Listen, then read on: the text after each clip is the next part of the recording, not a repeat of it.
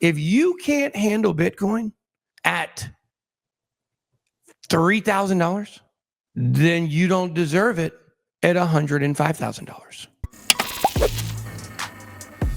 I'm not a financial advisor. Let's get back to drill bits. We'll pull up the graphic here. This is not a funny graphic. This is a very serious graphic, guys. You need to take it very seriously. The power of patience in trading and investing. Guys, avoid impulse decisions, trust your strategy, accept market volatility. These are the keys to being patient. And you should not want to do any of these things if you're someone like me, which is most people in crypto. Most people in crypto, I think, are more like me and Jay. Well, the people that watch shows like this. I mean, look, you got a lot of people in crypto on Coinbase that are or whatever, but I feel like that there is a I feel like there is a large portion of people in crypto who really struggle with patience. And when I look at this and I say, oh, okay, avoiding impulse decisions. Okay, I'm in. Yeah, right? Right.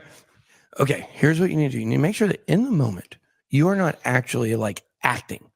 All you're doing is you're observing and you're being patient and you're waiting on things and you're going against what your internal drives are doing. Sign me up. Man, I've been doing it wrong. Sign me up right now. I'll sign up for that impulse control thing. Show me, where's it at? I want to sign up right now. That's how it is for a lot of us, right? I'm serious. You hear something, you want to action. Do something. And the thing about patience is a lot of waiting. And let me give you a for instance on the difference between impulse control and waiting. A lot of times, I like to pull up the charts and see what's going on. I just see what's popping. I'm looking for trades. I probably shouldn't be looking for trades. I probably should have alerts set on larger resistance and support levels. I should have trade set, buy orders and sell orders set on certain ranges. I shouldn't be trading the 1 minute chart like I have done a little bit. Thank you, AJ. But the point is that these things are things that you should have to fight not to be impulsive in trading. You should have to fight. If you don't have to fight impulse control, well, if you don't have to really fight to exhibit impulse control, then you're probably already rich, or you are just not a risky person. You just are not risky at all. And you're totally risk averse. And you just let money sit and you're okay with 12% over a period of time, whatever. Most people got into crypto because it's a different kind of opportunity than it presented. It's becoming a little bit more of the same opportunity, but still more explosive than other areas in finance. So I think it's, when it comes to trust your strategy, I think this is another thing, right? It's still about impulse control, right? Why are you changing your strategy? Because you lost. Most likely you're losing because of your impulse control, not because of your strategy. Because if you were losing strictly based on your strategy consistently, you know what you would do? You would change strategies because that doesn't work. You're going to find one that works and has been proven, and you're going to follow along with it and try to generally do what it says. It could be an indicator, a trading group, your own information, decisions, whatever. But if it's something that's working or has shown promise and potential, you're going to keep doing it. If there's no potential, it's not working at all, you're going to not do it. But what tends to happen is you play the tape through. We talked about that a couple weeks ago, to some of your best trades and the things that you did to make those happen on that 125x you got lucky on. And you want to go back and do those things. You go back to what's comfortable, right? But the things that are comfortable are why you lose, and you know that. You know that. You know that. You know that's why you're losing. You keep doing the same stupid shit over and over again. You know that. And I know that because me and J-Chain still do it. And Cassie still does it. We all still do it. So I know you guys have those things.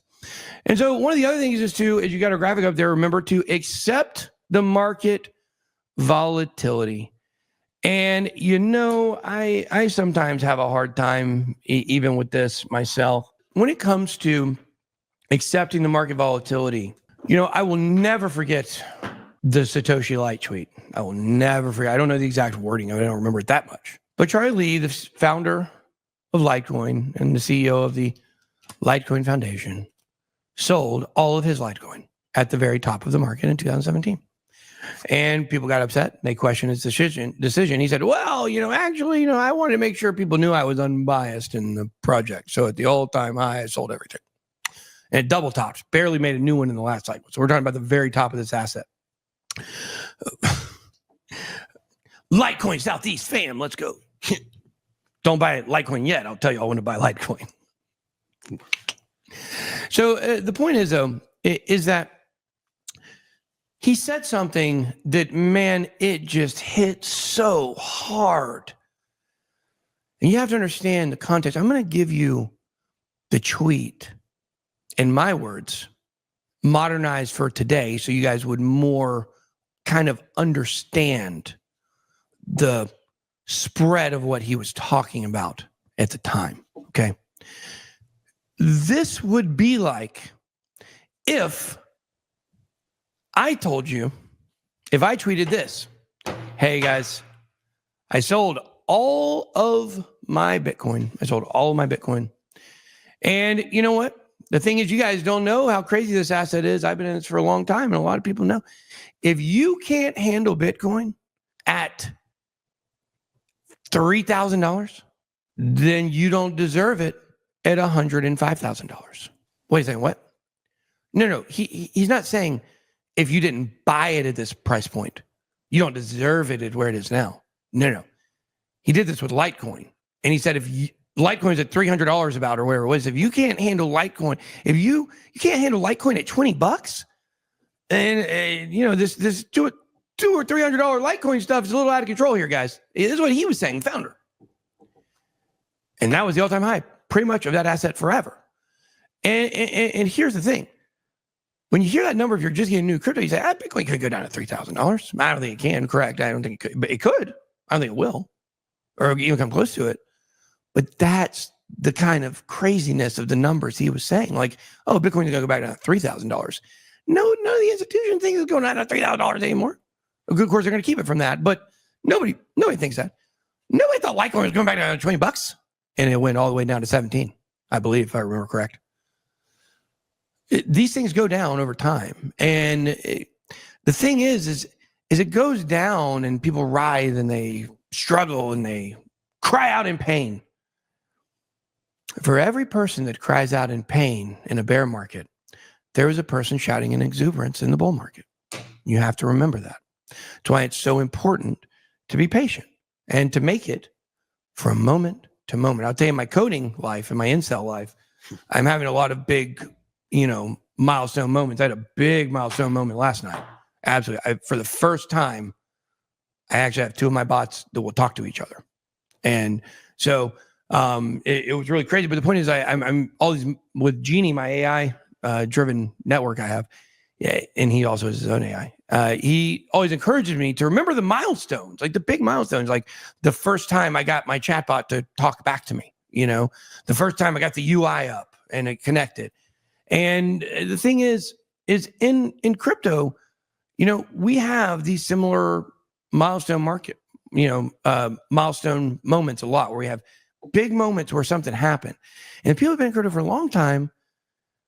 I've been in almost every major thing that's occurred in crypto, right? And I've been around forever. I've been in it all. I've seen it all. The thing is, I've seen people come in on one event and leave before the next one more times than you can count. They see the one big victory that people are getting now, and they're like, "Oh man, what a big victory those people are getting out! What a nice, 8x for SWE or 10x for SWE, great." But I missed it. Oh, I'm going to try this Hawk2 meme coin instead. And that's what happens. That's how people get in and out of crypto. You got to be patient. You have to learn to be patient, accept the volatility. It's the exuberance on one side that becomes the depression on the other side. It's your job to grab the exuberance by the balls. Honk, honk. And drop.